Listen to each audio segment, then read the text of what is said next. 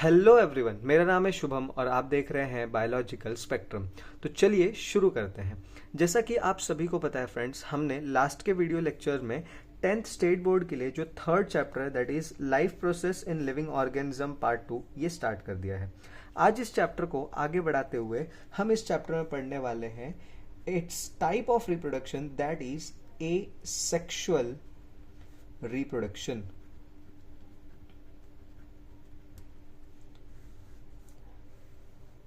जैसा कि आप सभी को पता है फ्रेंड्स, जो रिप्रोडक्शन होता है उसके अंदर दो सब टाइप्स आते हैं, या फिर कह सकते हो कि दो टाइप के मेजरली रिप्रोडक्शंस होते हैं। एक होता है एसेक्सुअल रिप्रोडक्शन, एक होता है सेक्सुअल रिप्रोडक्शन। फर्स्टली हम डील करने वाले हैं एसेक्सुअल रिप्रोडक्शन के साथ में। फ्रेंड्स, अगर हम बात करते हैं what do you mean bye asexual reproduction, तो हमेशा याद रखना एसेक्सुअल रिप्रोडक्शन का मतलब होता है फिजन। फिजन को अगर हम आसान शब्दों में बताऊं तो इसका मतलब होता है ब्रेकडाउन। जब कभी भी एक न्यू इंडिविजुअल का बर्थ होता है with the help of break down, it is called as what, asexual reproduction. Specifically अगर मैं बात करूं तो ये जो पेन आपको अभी यहां पर दिखाई दे रहा है, अगर ये पेन यहां से ब्रेक होता है और इसके ऐसे दो हिस्से निकल कर आते हैं तो ये एक नया इंडिविजुअल बना और ये एक नया इंडिविजुअल बना। तो ऐसे केस में ये जो टाइप का रिप्रोडक्शन यहाँ पर परफॉर्म किया गया है इसको हम लोग कहते हैं एसेक्सुअल रिप्रोडक्शन। एसेक्सुअल रिप्रोडक्शन जो होता है, इस रिप्रोडक्शन के लिए हमें कोई भी सेक्सुअल मैच्योरिटी की जरूरत नहीं होती है। So it requires no sexual maturity. ठीक है फ्रेंड्स, इस टाइप का जो रिप्रोडक्शन है इसको परफॉर्म करने के लिए हमें कोई भी सेक्सुअल मैच्योरिटी की जरूरत नहीं पड़ती है। Where as it can be only performed by or it involves single parent।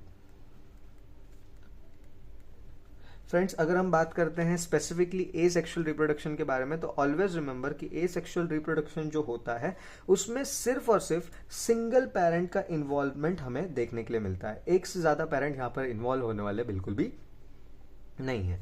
ठीक है, अगर हम बात करते हैं एसेक्सुअल रिप्रोडक्शन के बारे में तो इसमें फर्दर डिफरेंट मोड्स होते हैं। इट इन्वॉल्व्स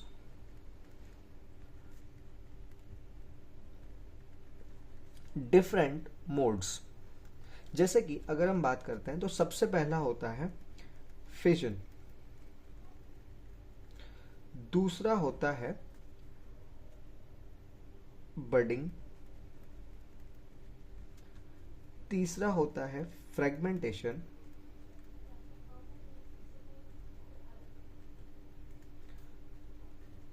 चौथा होता है रीजनरेशन,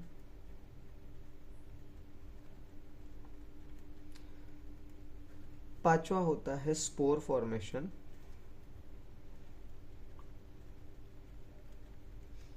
एंड सबसे लास्ट जो सिक्स्थ होता है इसको हम लोग कहते हैं वेजिटेटिव प्रोपागेशन। सो फ्रेंड्स, हम एक एक करके ये सभी टाइप के जो एसेक्सुअल रिप्रोडक्शन है इसको पढ़ते हैं। आज के वीडियो लेक्चर में हम पहले तीन जो टाइप के या फिर पहले तीन टाइप का जो मोड है एसेक्सुअल रिप्रोडक्शन का उसको कंप्लीट करेंगे। नेक्स्ट वीडियो लेक्चर जो है उसमें हम लोग आगे के तीन मेथड्स को देखेंगे, बिकॉज मैं नहीं चाहता हूं कि हम कोई घाई करें और आपको कोई भी टॉपिक ना समझ में आए।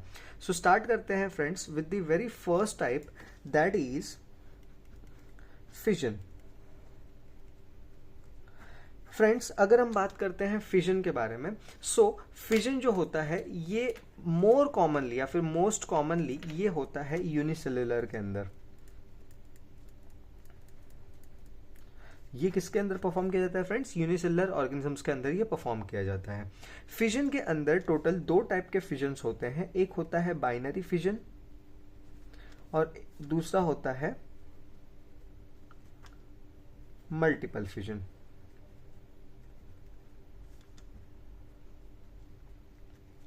ठीक है फ्रेंड्स, अगर हम बात करते हैं सबसे पहले बाइनरी फिजन के बारे में। फ्रेंड्स, तो जो बाइनरी फिजन होता है ये ज्यादातर फेवरेबल कंडीशन में देखने मिलता है।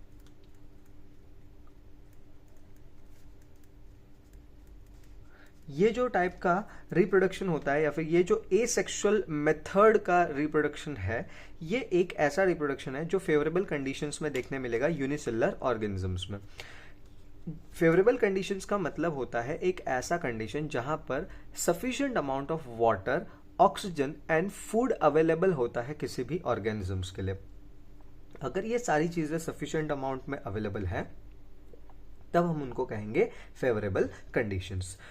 फेवरेबल कंडीशंस में जो एनिमल बाइनरी फिशन परफॉर्म करते हैं उनके इस मेथड को परफॉर्म करने का टोटल 3 तरीका हो सकता है।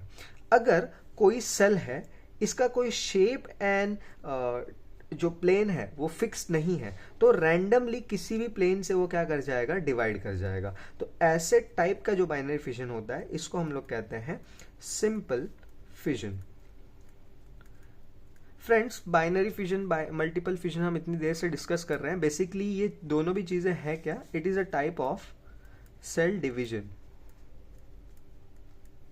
ठीक है फ्रेंड्स, ये जस्ट क्या होता है, टाइप ऑफ सेल डिवीजन होता है। ठीक है, अगर सेल डिवीजन हो रहा है और उस सेल के अंदर उसका कोई प्लेन फिक्स नहीं है तो उसको हम लोग क्या कहते हैं, सिंपल फिशन कहते हैं। वेयर एज अगर कोई सेल है वो क्या कर रहा है, वो डिवाइड कर रहा है लेकिन वर्टिकल प्लेन से डिवाइड कर रहा है, तो ऐसे टाइप का जो बाइनरी फिजन होता है उसको हम लोग कहते हैं लॉन्गिट्यूडनल फिजन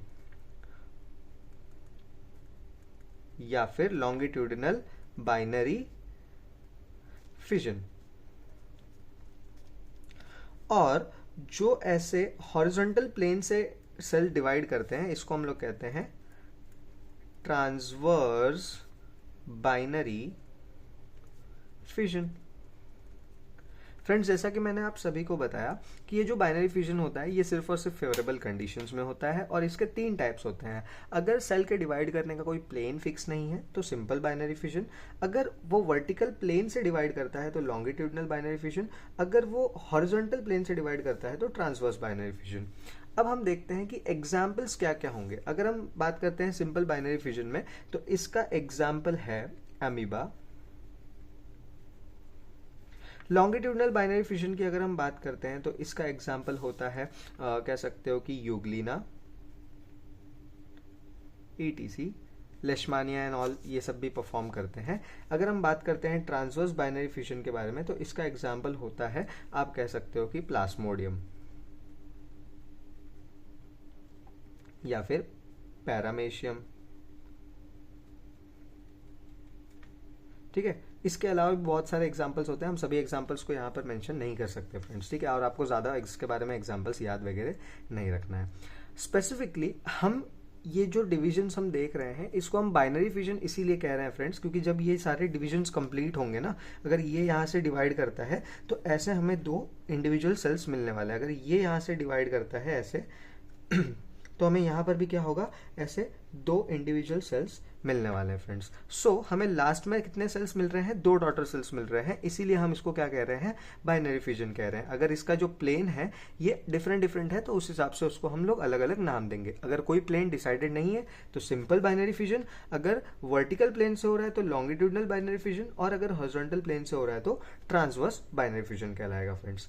वेयर एज अगर हम बात करते हैं मल्टीपल फिजन के बारे में friends, if we talk about multiple fission, so multiple fission जो होता है मैं यहीं पे लिख देता हूं। ठीक है, जो दूसरा टाइप है दैट इज मल्टीपल फिजन।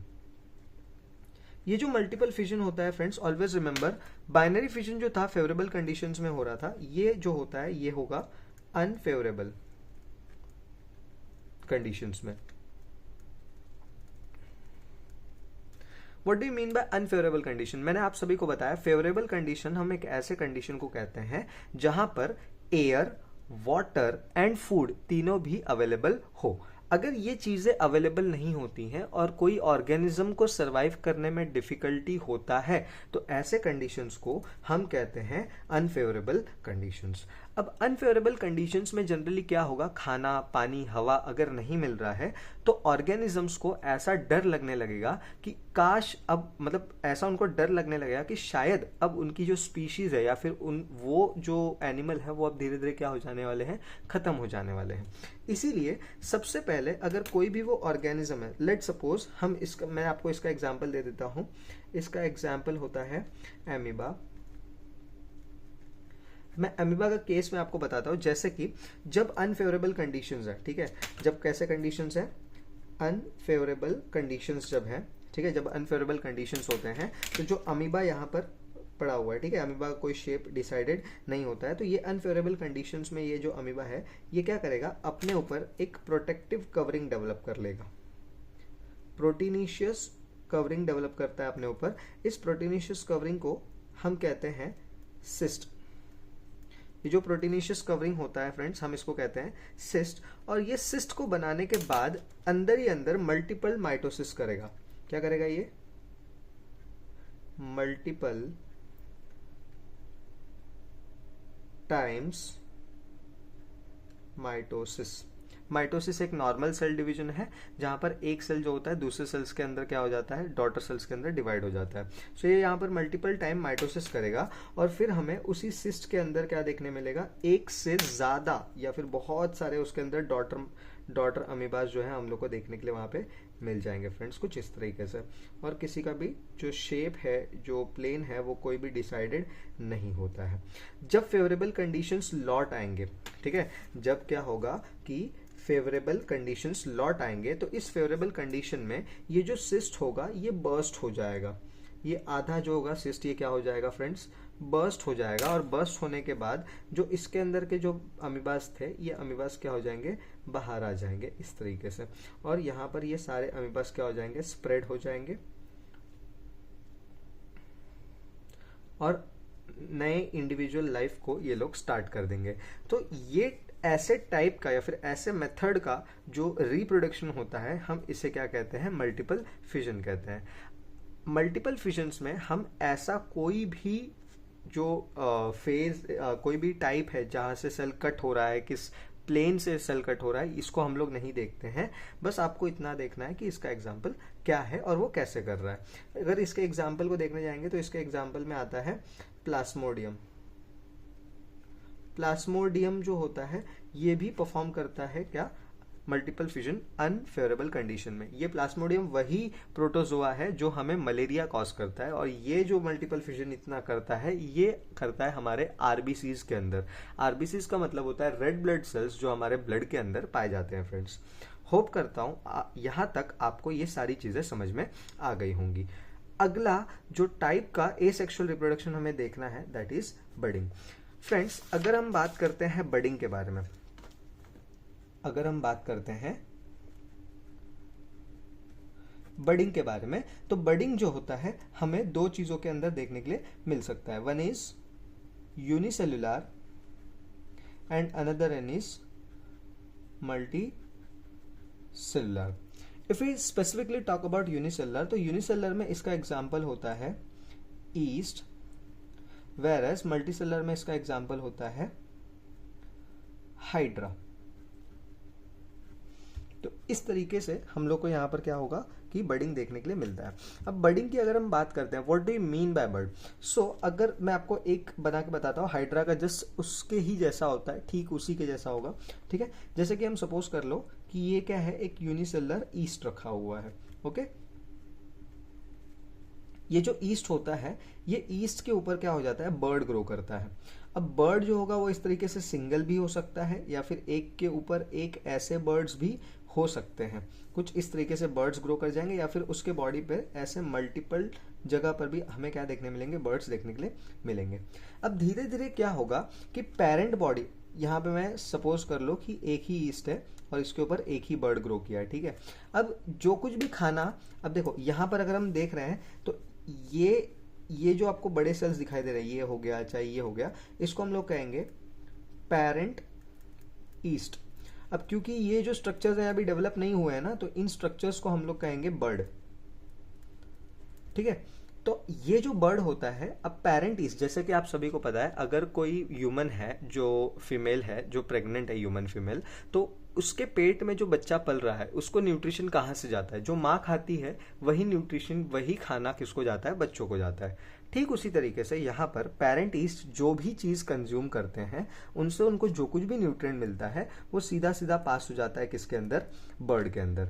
और ये बर्ड जो होता है ये धीरे धीरे साइज में ग्रो कर जाता है, और कुछ टाइम के बाद अगर आप इसको ध्यान से देखोगे तो आपको इस बर्ड का साइज जो होगा इस तरीके से बढ़ता हुआ नजर आएगा। ये और न्यूट्रिशन लेगा और अपने ग्रोथ को क्या करेगा? कंप्लीट करेगा। और धीरे धीरे ये जो बर्ड होगा ये पेरेंट साइड से क्या हो जाएगा? काफी ज्यादा पेरेंट साइज के जैसा बड़ा हो जाएगा। और फाइनली जब इसका डेवलपमेंट पूरा हो जाएगा तो ये जो बर्ड होगा ये पेरेंट बॉडी से डिटैच हो जाएगा। डिटैच होने का मतलब होता है फ्रेंड्स अलग हो जाना, और डिटैच होकर अपनी एक नई और इंडिविजुअल लाइफ शुरू कर देगा। तो यहां पर ये है पेरेंट सेल या फिर ईस्ट, और ये है डॉटर सेल या फिर ईस्ट।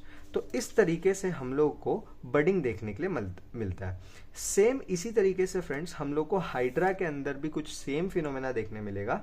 हाइड्रा जो होता है एक तरीके का पानी में रहने वाला लिविंग ऑर्गेनिज्म होता है, जो कि आप कह सकते हो काफी ज्यादा मतलब सॉलिटरी होता है और ये अपनी जगह से मूव नहीं करता है। वेरएज समटाइम्स अगर इसको एक जगह से दूसरी जगह पर मूव करना भी है तो ये समर सॉल्टिंग नाम का एक मूवमेंट दिखाता है, जिसकी वजह से ये बहुत आसानी तरीके से मूव भी कर सकता है। नेक्स्ट और आखिरी इस वीडियो लेक्चर के लिए जो अगला एसेक्सुअल मोड है दैट इज फ्रेगमेंटेशन, वो हम देखेंगे फ्रेंड्स। सो अगला जो मोड है दैट इज फ्रेगमेंटेशन।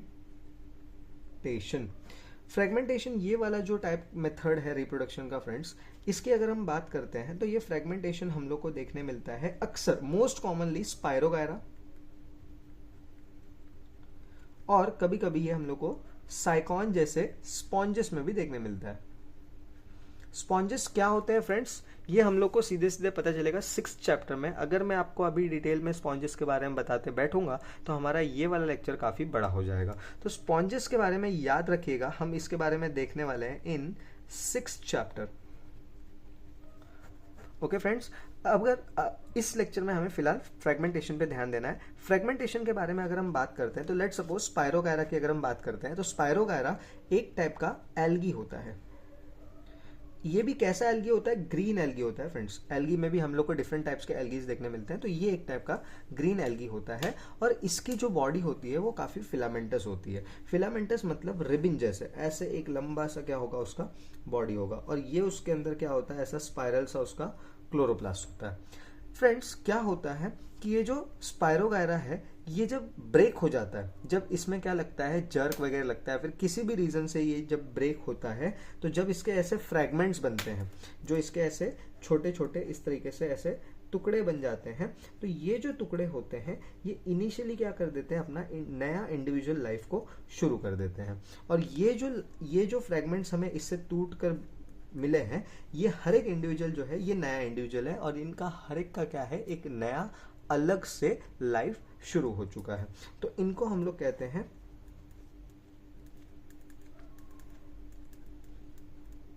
न्यू, यहां पर हम स्पायरोगायरा कह सकते हैं, बट मोस्ट कॉमनली हम क्या बोलेंगे इनको? सबका हमें देखना है तो न्यू इंडिविजुअल। ठीक है फ्रेंड्स, तो ये इस तरीके से स्पायरोगायरा में हम लोग को ये चीज देखने के लिए मिलता है। एक पॉइंट जो मैं आपको एसेक्सुअल रिप्रोडक्शन के बारे में बताना भूल गया कि एसेक्सुअल जो रिप्रोडक्शन होता है हमें इसमें कोई भी वेरिएशन देखने के लिए नहीं मिलता है। ठीक है फ्रेंड्स, तो मैं आपको यहाँ पे रेड पेन से इसको हाईलाइट करके दिखा रहा हूं। In asexual